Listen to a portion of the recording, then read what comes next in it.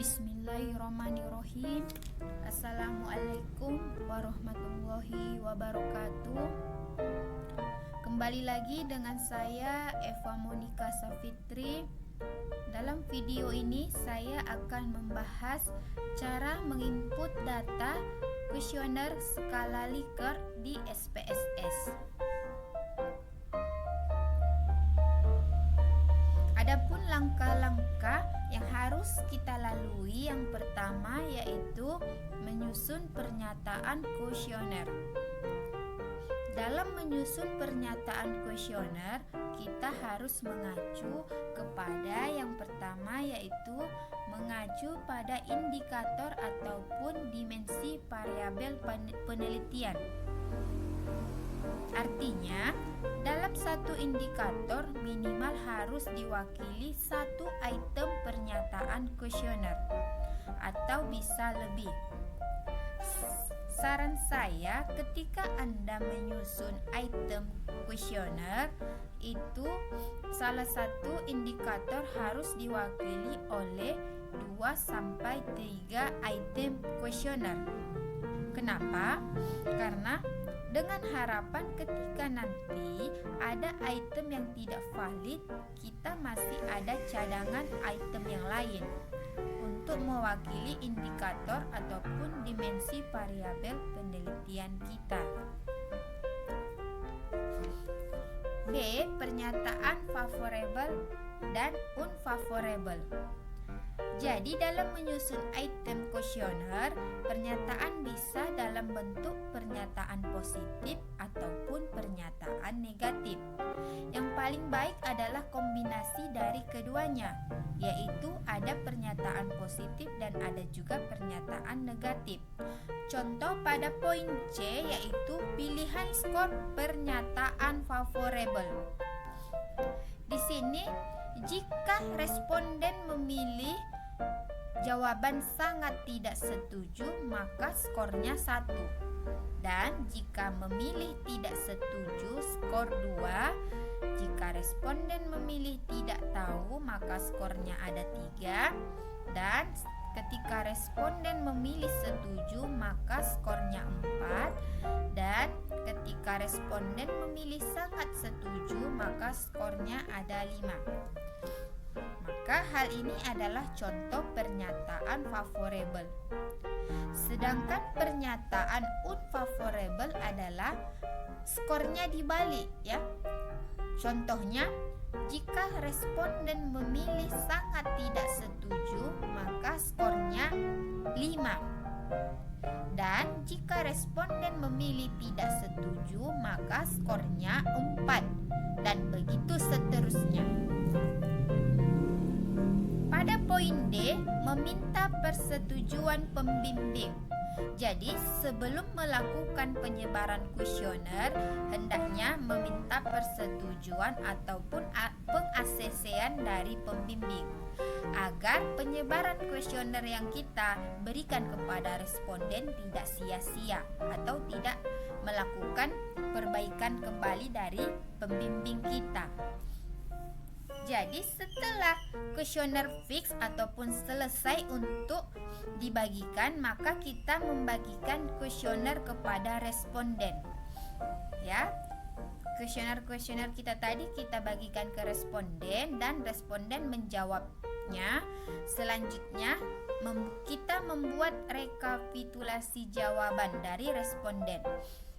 Oke, untuk membuat rekapitulasi jawaban ataupun tabulasi data, kita gunakan program Excel. Kenapa kita menggunakan program Excel? Karena itu akan sangat memudahkan kita. Kita buka dulu ya aplikasi Excel. Di sini ada contoh data yang saya peroleh, ini hanya sebagai contoh ya. Di sini data penelitian saya memiliki variabel yaitu variabel X dan variabel Y, di mana variabel X adalah motivasi sedangkan variabel Y adalah disiplin kerja. Oke, di sini saya memberikan kuesioner kepada 25 responden ya. Cara menulisnya ataupun cara merekapnya kita buat responden itu pada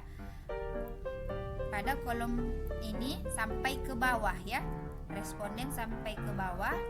Sedangkan dari sini ke kanan, ke samping ataupun ke kanan adalah item soal ya. Item soal yang kita bagikan. Oke. Jangan salah-salah kita mengetikkan di mana responden, di mana item soal. Oke, kenapa saya memilih merekapnya di Excel? Sebenarnya kita bisa langsung menginput jawaban-jawaban responden ke SPSS. Tetapi lebih dahulu saya rekap di Excel karena lebih memudahkan kita atau lebih menghindari ketidaktelitian kita. Atau bisa juga memudahkan kita dalam menjumlahkan jawaban-jawaban responden. Contohnya, ketika kita ingin melihat skor total dari responden yang pertama ataupun seterusnya, caranya kita blok.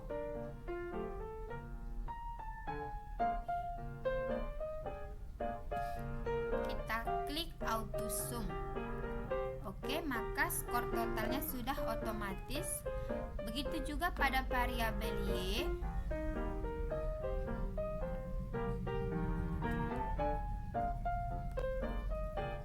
Oke, begini dia ya. Makanya saya lebih memilih mengrekapitulasi datanya pada Excel ya, karena lebih memudahkan kita dalam menjumlahkan skor total yang dijawab oleh responden.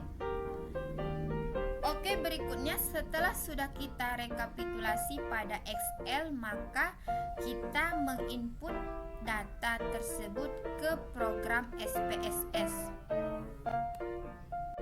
Selanjutnya kita buka program SPSS. Ini adalah tampilan awal dari program SPSS. Selanjutnya kita klik variabel view. Kita ketikkan pada kolom name yaitu item soal pada variabel X. Tadi variabel X memiliki item soal sebanyak 8, sedangkan variabel Y memiliki item soal 9. Oke, kita masukkan ke variabel view.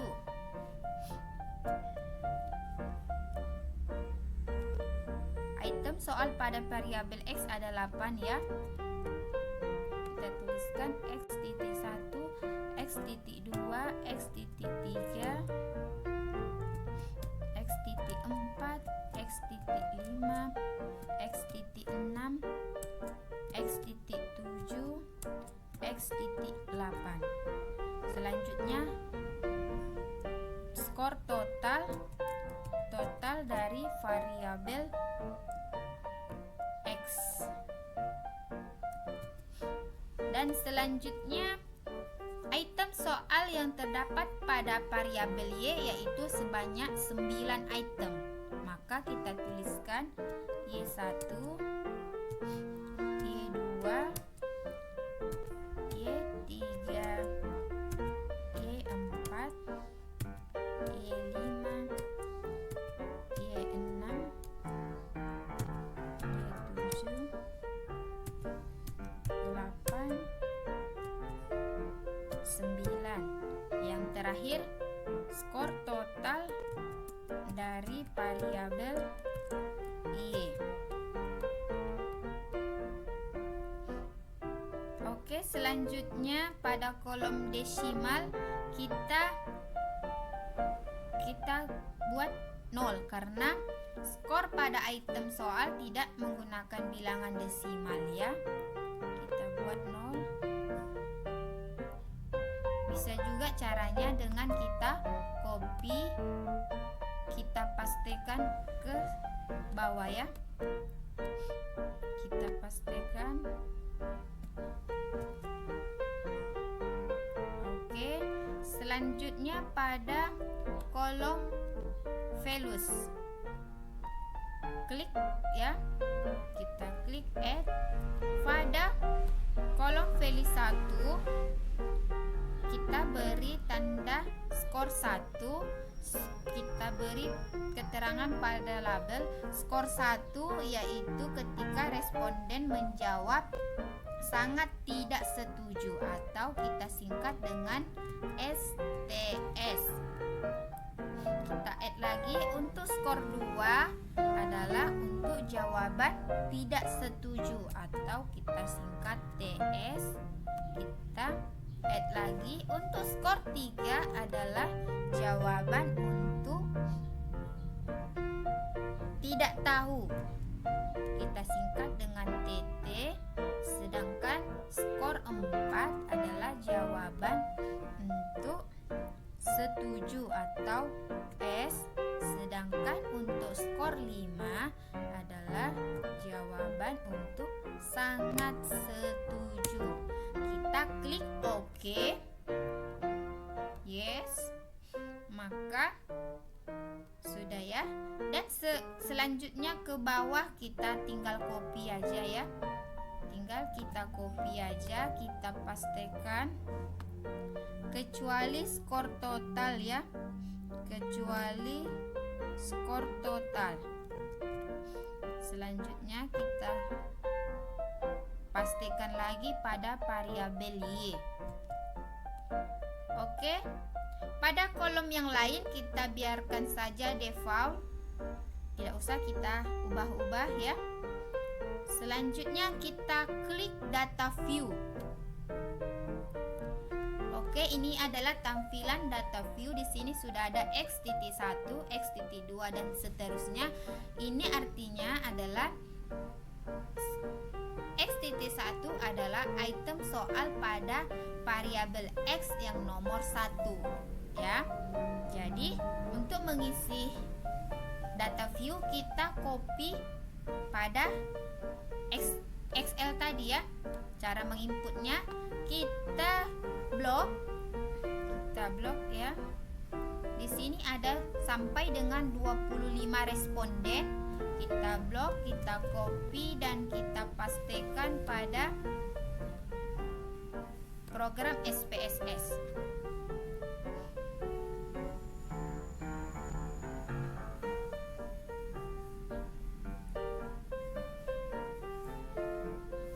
Oke, sudah terinput semua datanya. Kita cek kembali apakah sudah sampai 25 responden. Sudah ya, berarti sudah selesai penginputan data. Selanjutnya kita save ya.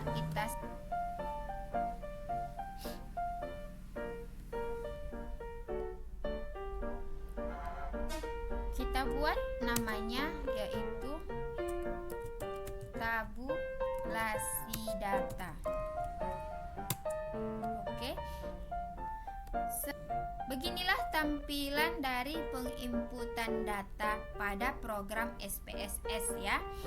Selanjutnya tinggal kita mau menganalisis data tersebut. Contohnya ketika kita ingin menganalisis data menggunakan uji validitas, uji reliabilitas ataupun uji statistik deskriptif ya. Dan banyak lagi ya, tergantung bagaimana penelitian kita, uji apa yang akan kita gunakan ya. Contoh misal kita gunakan sekarang ini yaitu untuk menguji deskriptifnya ya, statistik deskriptif. Caranya kita klik analyze, deskriptif statistik, kita pilih frekuensi. Setelah itu kita blok semua, kita pindahkan ke variabel kecuali total tidak ikut, kita kembalikan.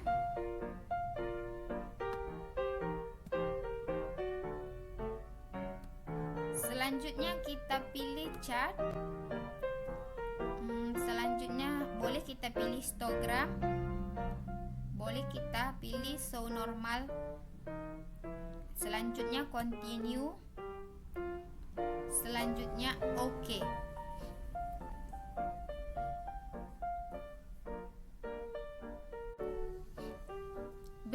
adalah tampilan output dari SPSS ya. Di sini mari kita interpretasikan. Yang pertama yaitu pada X.1 artinya pada item soal ke-1 pada variabel X. Di sini yang menjawab tidak tahu ada 11 responden, sedangkan untuk yang menjawab setuju ada 12 responden, sedangkan untuk yang menjawab sangat setuju ada 2 responden ya.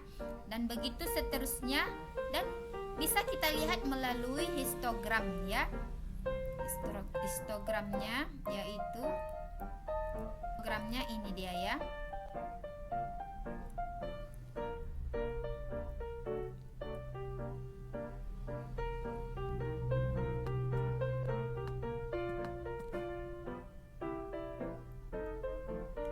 Berikut adalah hasil histogramnya.